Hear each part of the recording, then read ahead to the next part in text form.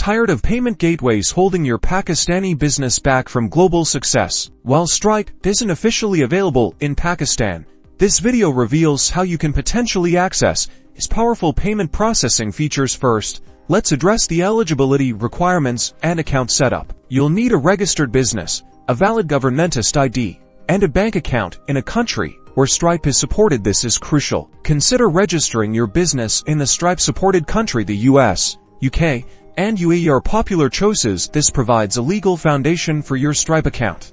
During account setup, use the business address and bank account details with your registered entity in the Stripe-supported country. Be accurate.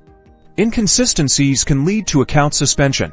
While not officially endorsed, some users explore using a VPN to access Stripe's interface. However, exercise caution, as this might violate Stripe's terms of service. It's crucial to check with Stripe's terms of service if you plan to use VPN. Always communicate transparently with Stripe support. Explain your business situation and the location of your operations. Honesty is essential for maintaining a healthy account. By strategically addressing these points, you can potentially unlock Stripe's payment capabilities for your Pakistani business. Subscribe for more tips on navigating the global business landscape and hit the notification bell so you never miss out.